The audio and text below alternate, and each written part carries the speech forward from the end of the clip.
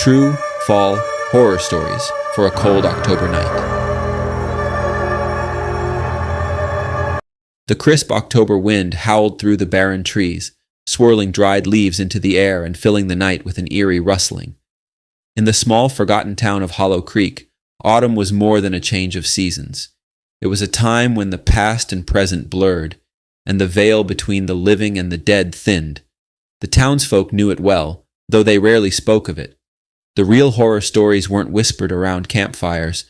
They were buried, left to rot with the leaves that fell each year. But some stories refused to stay buried. It was on one such cold October night that Emma, a college student from the nearby city, drove through the winding roads that led to Hollow Creek. She wasn't from the area, but her best friend Sarah had talked her into visiting a so-called haunted house just outside the town. Sarah had always loved the paranormal, but for Emma, it was nothing more than a gimmick, an excuse to feel the thrill of fear without any real danger. "Come on, Emma," Sarah had teased. "You're always so serious. You need to let loose and have some fun." Emma reluctantly agreed, though she was more excited about getting out of the city for a few days than visiting some decrepit old mansion. The house in question was known as the Hollow Creek Manor, an abandoned estate that had been empty for decades. Legend had it that the original owners, the Harringtons, had died mysteriously one autumn night in 1924. The details were vague. Some said it was murder, others claimed the house was cursed. Either way, the place had been left untouched, a decaying monument to whatever tragedy had occurred there. As Emma and Sarah approached the manor, the air grew noticeably colder, as if the house itself exhaled a chilling breath. It loomed on a hill, its once grand structure now cloaked in shadows and overgrown with ivy. The windows, broken and dark, stared down at them like hollow eyes. "Spooky, huh?" Sarah said, grinning as she pulled out her phone to take a picture. Emma shrugged, pretending to be unimpressed, though something about the house made her uneasy. It wasn't the typical haunted house vibes that gave her pause. It was something deeper, something she couldn't quite put her finger on. Still, she followed Sarah up the creaking steps to the front door, which was slightly ajar. As they entered, the cold seemed to intensify.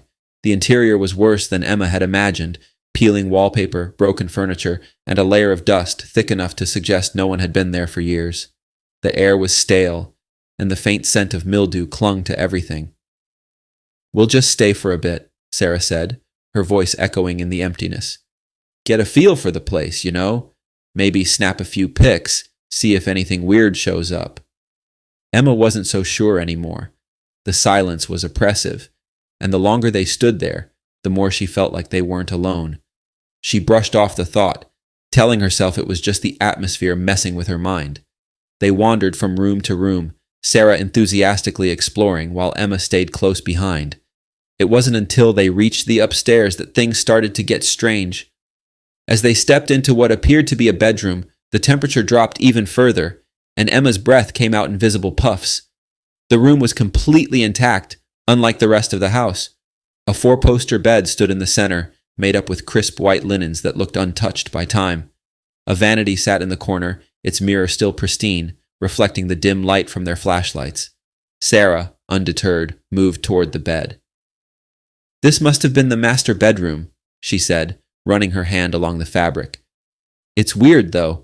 How is this room so preserved?" Before Emma could respond, a sudden creak echoed from the hallway. They both froze, their flashlights pointed toward the doorway. Another creak, then the sound of footsteps, slow and deliberate, coming closer. "Did you hear that?" Sarah whispered, her voice trembling slightly. Emma nodded, her heart pounding in her chest. The footsteps stopped just outside the door. The air felt thick, almost suffocating. They stared at the doorway, waiting, expecting someone or something to appear. But the hallway remained empty. "I think we should leave," Emma said, her voice barely above a whisper. Sarah nodded in agreement, her earlier bravado gone. As they turned to go, the door slammed shut with a deafening bang. Emma screamed, grabbing Sarah's arm as they stumbled backward. The room grew darker, the flashlight beams flickering and then cutting out entirely, plunging them into complete blackness. "Sarah?" Emma called, her voice shaking. What's happening? I don't know. I can't see anything. Panic surged through Emma as she fumbled for her phone, trying to get some light. But as she did, a low guttural whisper filled the room. Get out! It wasn't a suggestion. It was a command, one that sent icy tendrils of fear down Emma's spine. The whisper seemed to come from everywhere at once, surrounding them, pressing in on them. The door creaked open again, but not by their hand. Let's go! Sarah shouted, pulling Emma toward the doorway. They bolted into the hall, their footsteps echoing through the darkened house. Every shadow seemed to stretch toward them, every creak of the floorboards a sinister reminder that they weren't alone. They reached the stairs, but just as they were about to descend, something cold brushed against Emma's arm. She jerked back, spinning around to see nothing behind her. Emma! Come on! Sarah called, already halfway down the steps. Emma ran, her legs shaky and weak beneath her. As they reached the front door, it flew open on its own, as if the house itself were eager to expel them. They sprinted outside, not stopping until they reached the car. Breathing heavily, they jumped in, slamming the doors shut behind them. Sarah fumbled with the keys, her hands shaking, and the engine roared to life. They sped away from the manor, not daring to look back. Neither of them spoke for a long time. The only sound was the hum of the engine and their ragged breathing. Finally, Sarah broke the silence. What the hell was that? I don't know, Emma replied, her voice barely a whisper. But it wasn't just some old house. Sarah nodded, her usual confidence completely shattered. We're never going back there. Ever. Emma didn't argue. She knew deep down that whatever they had encountered in Hollow Creek Manor wasn't just a figment of their imagination. The house had a history, one that didn't want to be forgotten. And on cold October nights, it still remembered the ones who had dared to disturb it. As they drove away, the trees along the road seemed to bend toward the car, their branches like skeletal fingers reaching out as if trying to pull them back. The wind whispered through the leaves, carrying a message that Emma would never forget. Some stories are better left untold. 2 days later, Sarah called Emma in the middle of the night, her voice frantic. Emma? I think something followed us. Emma sat up in bed, her heart racing. What do you mean? I've been hearing things, Sarah whispered. Footsteps, whispers. Last night I woke up, and the door to my room was open, even though I'd locked it. And then, just now, I heard it again. That voice.